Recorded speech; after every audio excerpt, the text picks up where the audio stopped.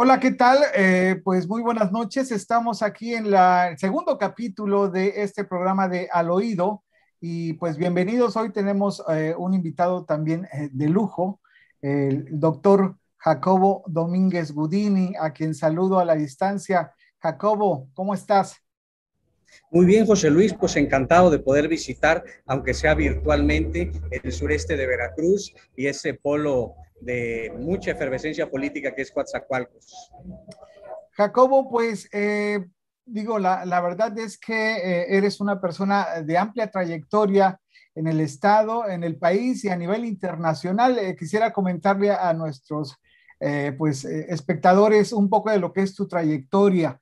Jacobo Domínguez Gudini es doctor en Derecho por la Universidad de Almería en España, es máster y pues candidato a doctor en Administración Pública por la Universidad de Anáhuac de México. Es profesor en Derecho Constitucional, Derecho Internacional, Filosofía del Derecho, Políticas Públicas en la Universidad Veracruzana y de la División de Posgrado en la Universidad de Jalapa. Ha sido profesor invitado de posgrado en temas de Derecho Público, Administración Pública en pues una veintena de universidades de América Latina y España. Es profesor investigador y consultor especializado de la Fundación Olmeca México. Y pues bueno, también forma parte de este Sistema Nacional de Investigadores de México con un nivel 1, consultor internacional para la OEA y otros organismos internacionales en materia de elecciones y buen gobierno. Y pues también tiene un reconocimiento por parte de la organización de la ONU, a esto es a nivel mundial. Pues un currículum extenso, una hoja de vida extensa y Jacobo, hoy estás dando clases también en la Universidad de Oaxaca. Así es, estoy en la Universidad de Oaxaca, a los que saludo con mucho aprecio, y en la Universidad Nacional Autónoma de México, que es un orgullo pertenecer a nuestra máxima casa de estudios.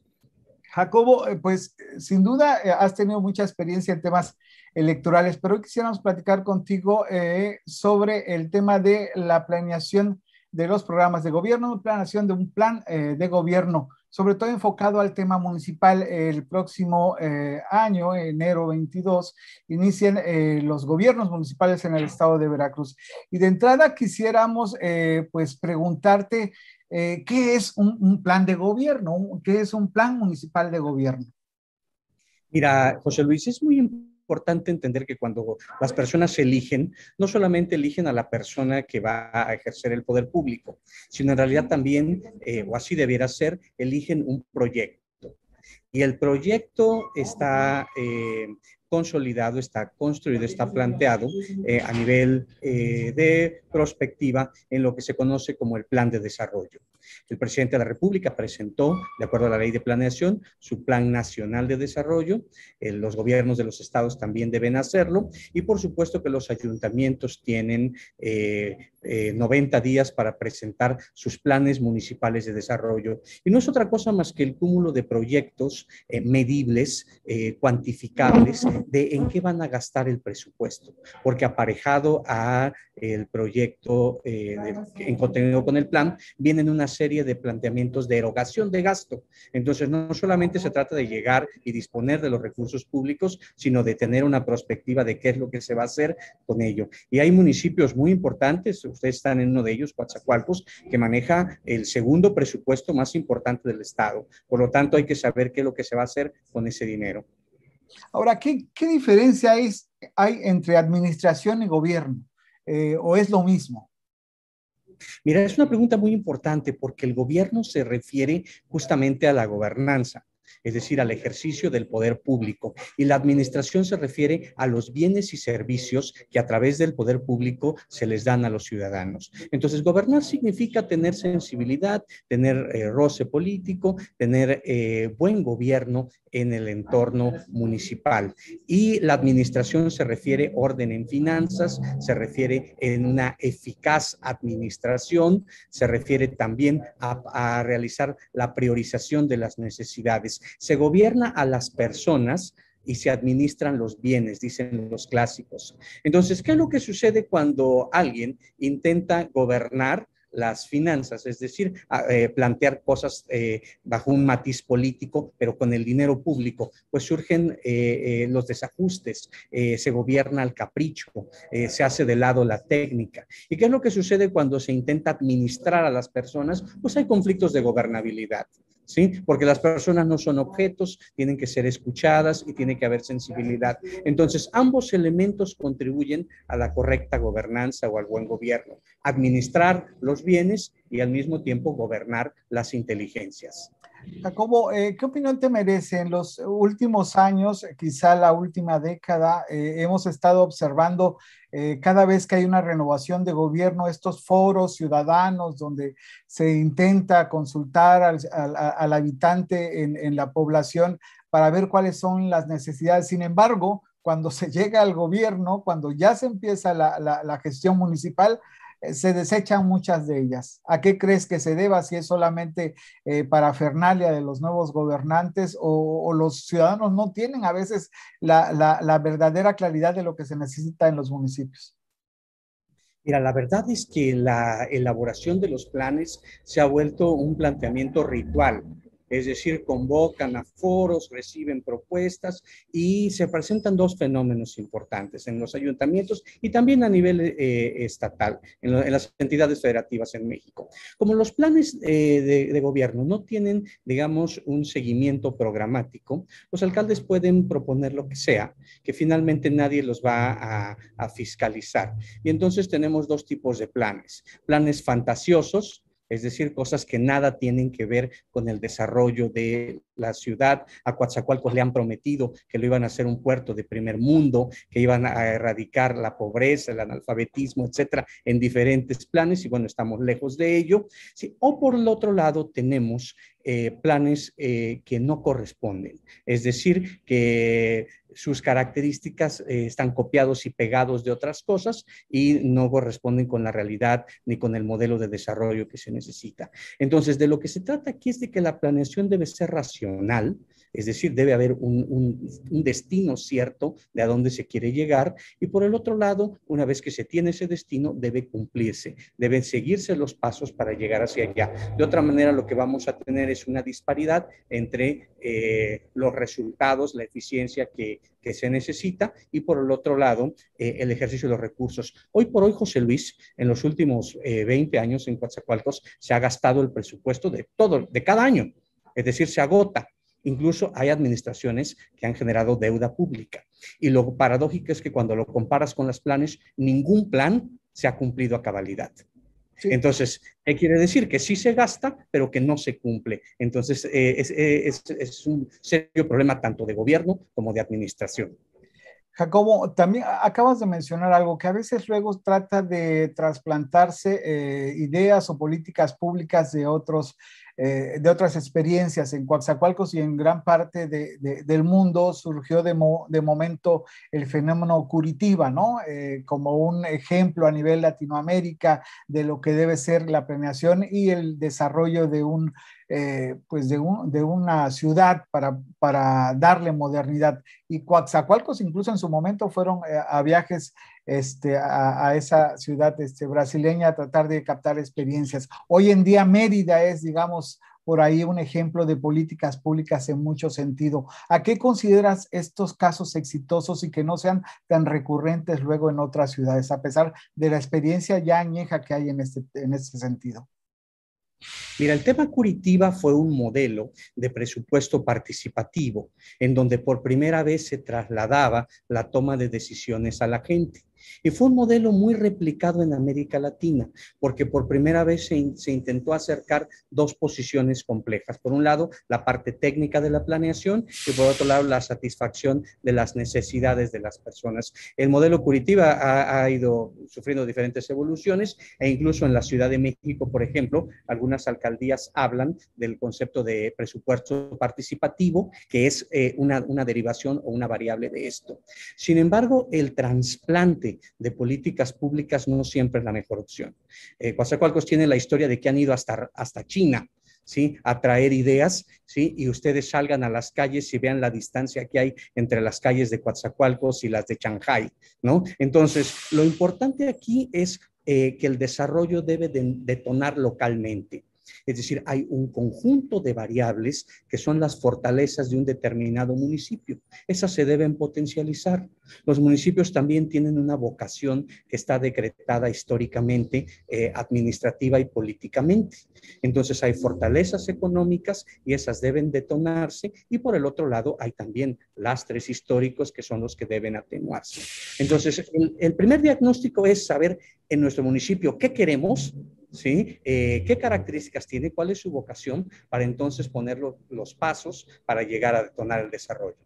Sí, en ese sentido, mencionaste algo. ¿Cuál crees tú que debe ser el rol del gobierno municipal en el desarrollo económico local? Porque muchas veces se eximen de esa responsabilidad los actores políticos y aseguran a otras variables, el tema económico estatal, el tema económico nacional, y ellos se excluyen de ser los que primero deberían de atender este tema. Mira, el asunto es que nuestros municipios tienen un grave problema de rendición de cuentas. Es decir, los municipios siguen siendo manejados en un modelo patrimonialista. Es decir, se entiende que se llega al poder y que eso forma parte, digamos, del botín de la guerra política. Eso tiene que dejar de ser así. Tiene que haber un diseño institucional primero que sea mucho más severo con los mecanismos de rendición de cuentas, de tal manera que los alcaldes estén mucho más sujetos a la normatividad. En un segundo momento debe haber una planeación racional y políticamente democrática. ¿Qué quiero decir con eso? Que la planeación debe tener una base técnica, es decir, debe haber un diagnóstico de cuál es el perfil del municipio, qué características tiene y cuáles son las áreas de oportunidad. Y aparejado a eso, debe haber un modelo de desarrollo político, es decir, consensos con los distintos grupos, con los factores que integran, digámoslo así, los espacios de presión económica, política y social para tener un acuerdo y entonces construir hacia adelante. Nuestros municipios se reinventan cada 4 años, José Luis, y si los periodos municipales fueran de 2, cada 2. Es decir, cada quien intenta descubrir el agua tibia cada vez que llega al poder. Entonces, eso no puede ser así. Los grandes retos de la administración pública a nivel mundial están diseñados a largo plazo. Esto es, las ciudades que nosotros vemos en una dinámica evolutiva son ciudades planeadas a 20 años, en donde se van sentando las bases del escalón inmediato de abajo para ir ascendiendo en el desarrollo. Y eso es una parte que creo que hace mucha falta que se reconsidere. Y bueno, ha sido recurrente en el tema Coatzacoalcos. Quizá esto se replique en otros municipios. Por primera vez en el sur, durante mucho tiempo hemos tenido alineados los astros, o los planetas, como se dice, en términos de tener pues un alcalde de un partido, un diputado local de un partido, un diputado federal de un partido, un gobernador del mismo partido y el presidente del mismo partido. Y sin embargo, esta posibilidad de generar esa dinámica que a veces entorpece porque es de otro partido, porque hay ese celo político de no hacer las cosas. Hoy digamos, favorable espectro político en poco reditúa la bonanza de municipios como Coatzacoalcos. ¿A qué crees que se deba esto? Bueno, yo creo que lo que se requiere es dar un paso adelante. La nueva administración tiene un reto que electoralmente es muy interesante y tiene una lectura compleja de explicar. Coatzacoalcos viene una gestión desastrosa y sin embargo el partido político vuelve a obtener la mayoría. ¿Esto qué quiere decir? Que hay la expectativa de que pueda haber cambios, a pesar de que sean las mismas siglas partidarias. Entonces, creo que el nuevo alcalde tendrá a partir de enero la oportunidad de reinventar, de rediseñar los conceptos de gobernanza locales y utilizar esa parte de la alineación política de la que hablas para, uno, conseguir mayores recursos, dos, tener mayor eficiencia en su aplicación, pero sobre todo plantear una propuesta a largo plazo. Veracruz tiene adicionalmente un problema muy serio. Solamente Veracruz y Oaxaca no tienen reelección municipal. Entonces, el término es de 4 años y ya. Perdón, dije Oaxaca, quise decir Coahuila. Entonces, son los únicos dos lugares que no tienen reelección municipal. Por lo tanto, su planeación tiene que sentar las bases para lo que después tendrá que completar otro alcalde. Entonces, es un gran momento de Coatzacoalcos para que dé un viraje en el timón, se entienda lo que no se hizo bien y entonces se pueda construir en una perspectiva diferente. Yo creo que Coatzacoalcos hoy por hoy, a pesar de que tenga las mismas siglas partidarias, sí está pidiendo una alternancia en la manera de gobernar. Y yo creo que el mandato es muy claro y el nuevo alcalde seguramente tendrá que tomar cartas en el asunto. Jacobo, en tu experiencia, ¿en qué porcentaje, si tuvieras la posibilidad de decirnos, en qué se falla? En la teoría, la teoría y práctica del desarrollo del plan de gobierno, o en elegir quién va a ejecutar ese plan de gobierno. Es decir, ¿falla lo planeado o falla quien ejecuta lo que se debe planear? Bueno, en ocasiones fallan ambos, ¿sí? Porque desde que se imagina a dónde se quiere llegar, la teleología del gobierno, desde ahí ya se tiene un concepto equivocado en muchas ocasiones. Hemos tenido incluso, lo digo con claridad, alcaldes fantasiosos, ¿no? Que planteaban expectativas que solo existían en su imaginación. Ha habido en otras ocasiones en que los funcionarios no tienen el nivel de competencia para poder resolver los asuntos que se le otorgan para gestionar. Pero la parte más importante aquí es sincronizar la teoría con la práctica y en un momento dado tener claro cuál es el nivel de desarrollo que se pretende e insisto, potencializar las fortalezas. Coatzacoalcos es el segundo presupuesto más importante del Estado y es por mucho, ¿sí? No es el segundo lugar en nivel de vida.